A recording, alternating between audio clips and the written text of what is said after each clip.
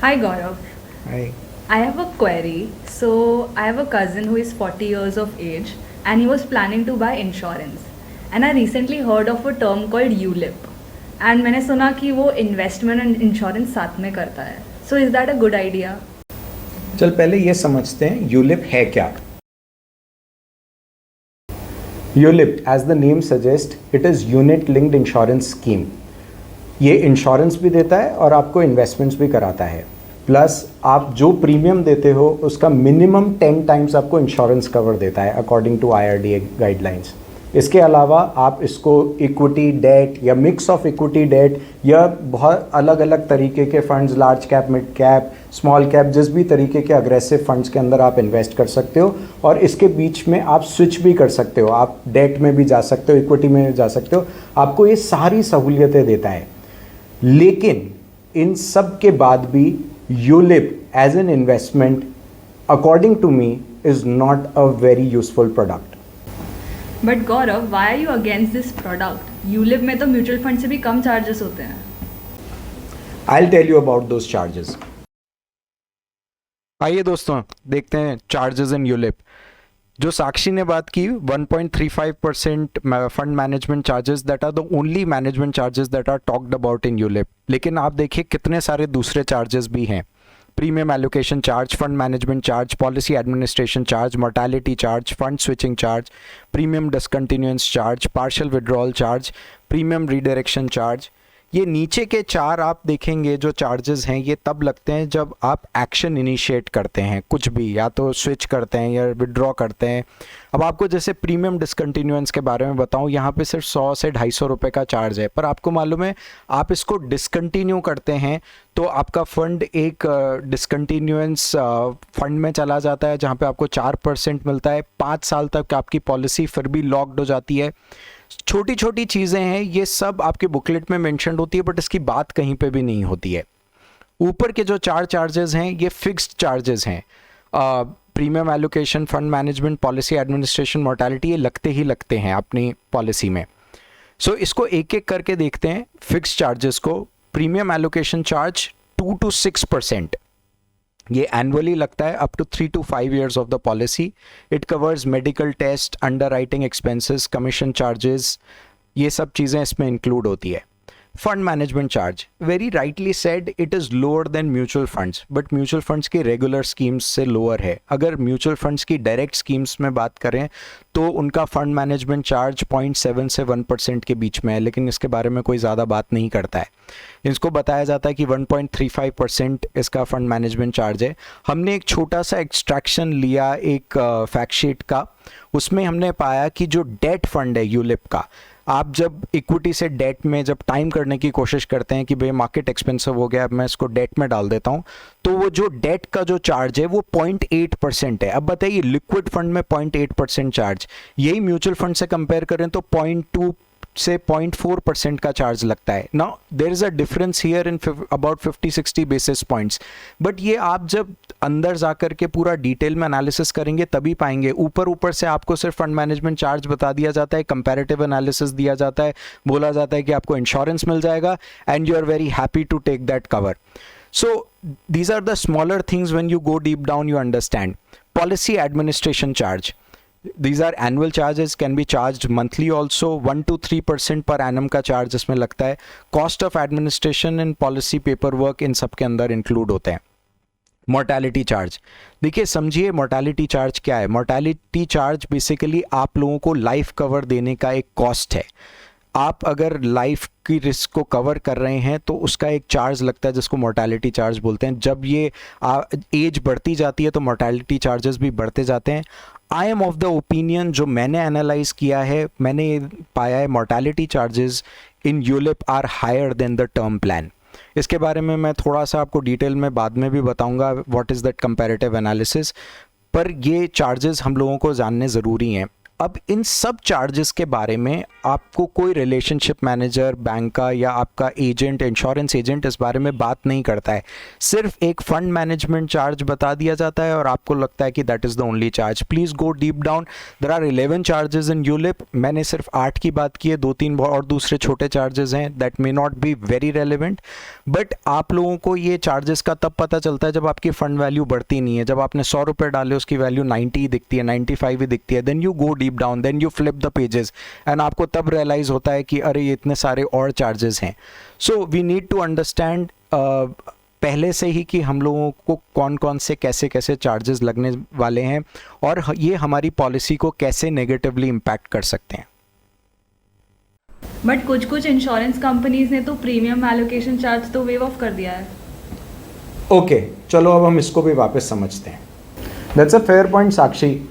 In fact IRDA guidelines बोलती हैं कि बहुत सारे चार्जेस यूलिप से हटा देने चाहिए और इसको इन पैरिटी लाना चाहिए दूसरे इन्वेस्टमेंट प्रोडक्ट्स लाइक इक्विटीज़ या mutual funds. Premium allocation charges हटने के बाद में देखते हैं कि ये still this becomes a better product या still there are some loopholes. आइए दोस्तों देखते हैं अपन एक्चुअल इलस्ट्रेशन पे चार्जेस का कितना इम्पैक्ट होता है। 40 years of age, 1 lakh rupees annual premium for 10 years, you put in 10 lakh rupees. So premium allocation, fund management, policy administration, mortality निकाल करके net investment आपका कितना जाता है। फर्स्ट ईयर 90,000, then 91,000, ऐसे mortality धीरे धीरे इंक्रीज भी होती रहती है, तो आपका net investment 92,000 के आसपास ही जाता है। यही आप म्यूचुअल फंड में इन्वेस्ट करते हैं तो 2% आपका एनुअल मैनेजमेंट फीस है, तो 1 लाख रुपीज़ अगर आपने डाला और 98,000 आपका नेट इन्वेस्टमेंट है, तो over a period of 10 years 9,80,000 rupees invest होता है, वेर एज इन यूलिप 9,15,000 ही इन्वेस्ट होता है। सो अगर आप इसको देखेंगे तो कितना इन्वेस्टमेंट कम जा रहा है यूलिप में आपको पता चल जाएगा।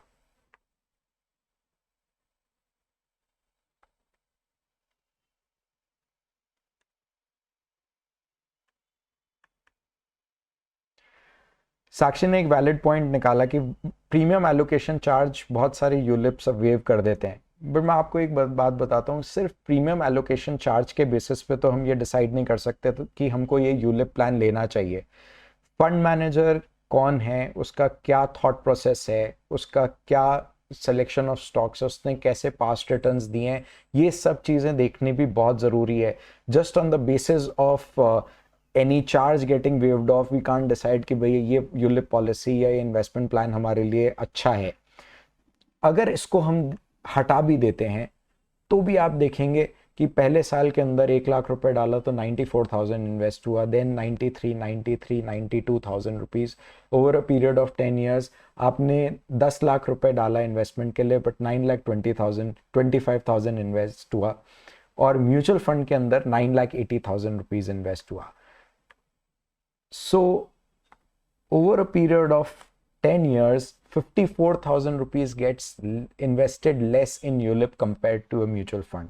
What does it come to if we make a comparison in a percentage term? 5.4%. ये छोटे छोटे कैलकुलेशंस आप अगर करके देखेंगे तो you will realize कि why ULIP is not a great investment product. So over a period of 10 years, 5.4% आपका इम्पैक्ट हो रहा है नेट इन्वेस्टमेंट में if you compare it with mutual funds. Lot of people से कि मोर्टेलिटी चार्ज अगर eventuality नहीं होती है, डेथ नहीं होती है, तो कुछ यूलिप पॉलिसीज आपको वापस दे देती हैं, they refund it back to you. But उसकी भी एक अपॉर्चुनिटी कॉस्ट है and I will discuss that in detail in next slide. So दोस्तों there is one more attractive feature, so called attractive feature, जो यूलिप में बताया जाता है कि आप अगर इवेंचुअलिटी नहीं हुई या डेथ नहीं हुई तो मोर्टेलिटी चार्ज जो over a period of time आपकी यूलिप स्कीम में चार्ज किया गया है वो आपको वापस मिल जाएगा।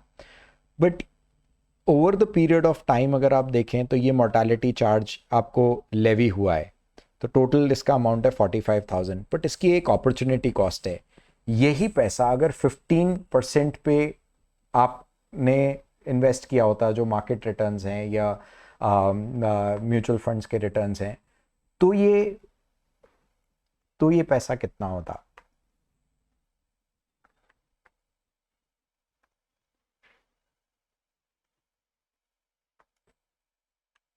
ये देखिए 3000 रुपीज़ जो आपका पहले साल में मोर्टेलिटी चार्ज डिडक्ट हुआ वो 12,622 रुपीज़ होता। अगर आप इसको कैलकुलेट करें over a period of 10 years, ये पैसा 97,817 हो जाता। सो मोर्टेलिटी चार्ज आपका लगा 45,000 और इन्वेस्टमेंट अगर आपका 15% पे हुआ होता तो ये 97,000 रुपीज़ होता। अब इसका एक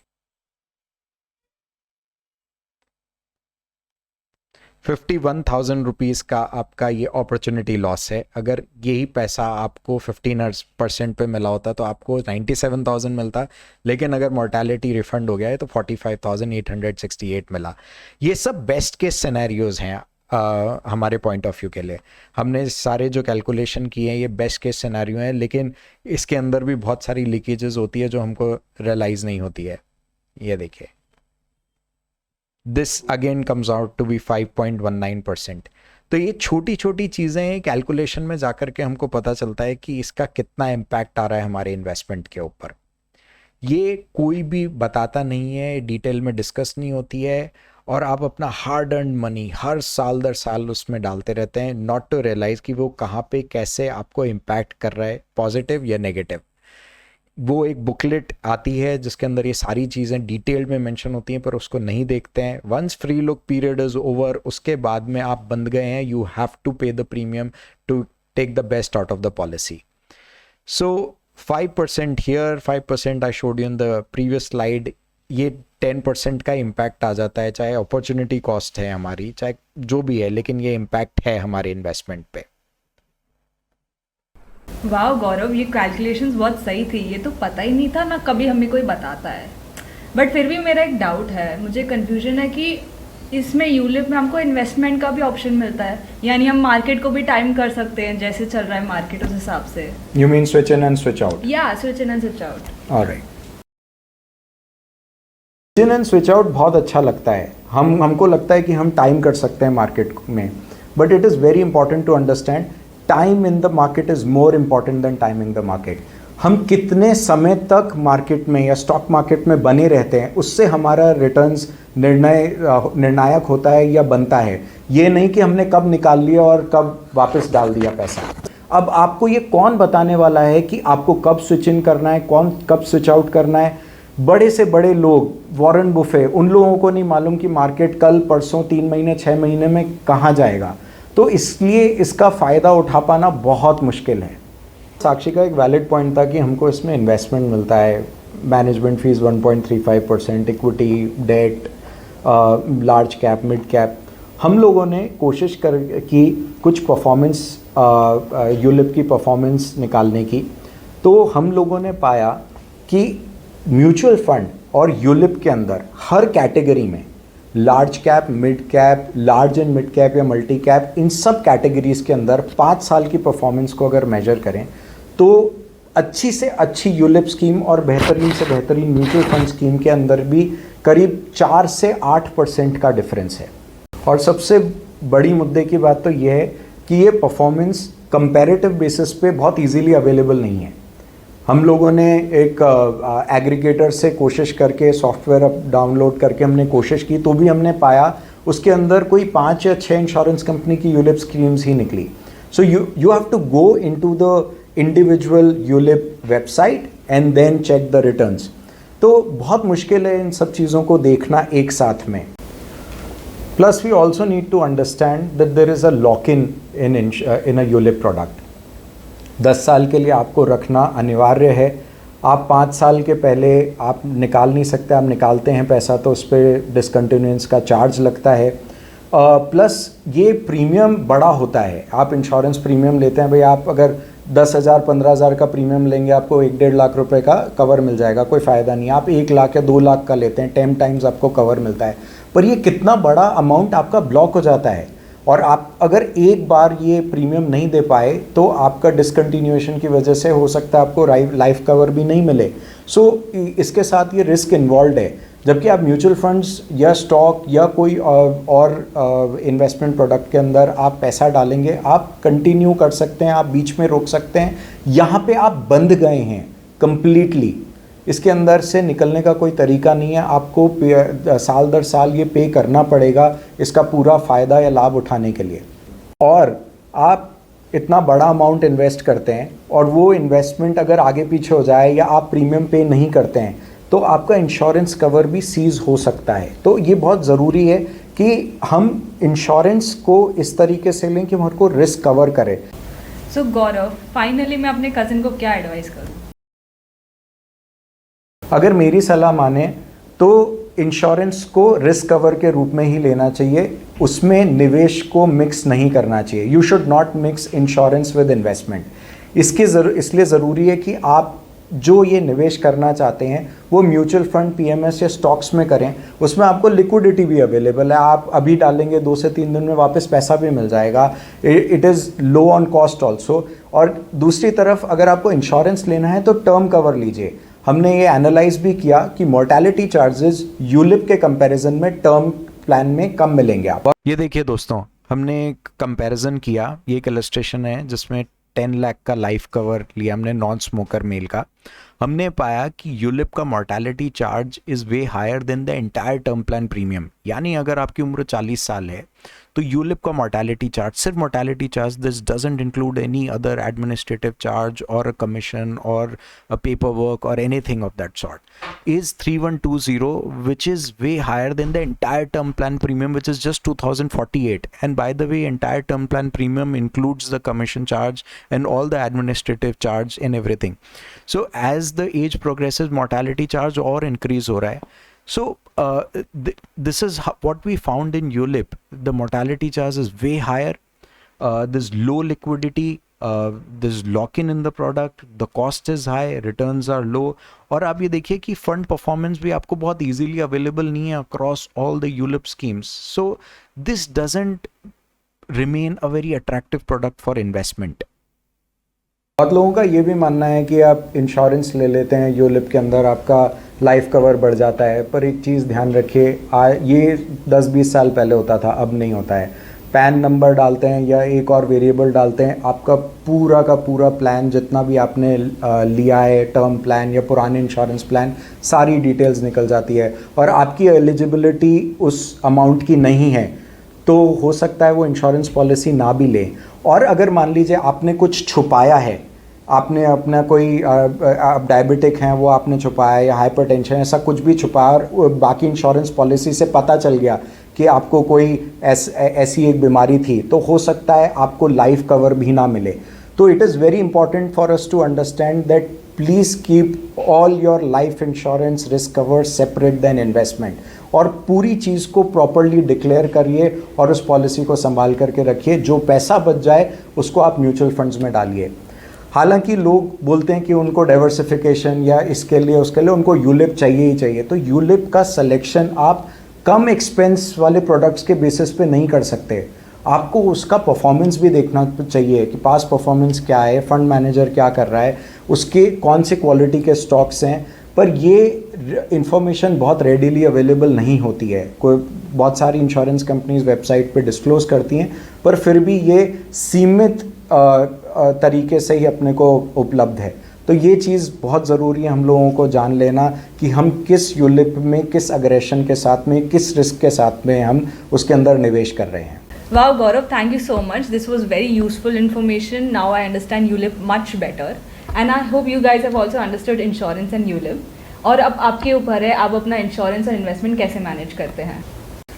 और व्यूअर्स, आप हमें बताइए कि आपको ये वीडियो कैसा लगा, कमेंट सेक्शन में लिखिए, फीडबैक दीजिए और ये भी बताइए कि आप और कुछ जानना चाहते हैं हमसे जिस पे हम आपको यूज़फुल वीडियोस बना सकते हैं, तो हम वो ज़रूर करने की कोशिश करेंगे। Thank you so much. Like and subscribe.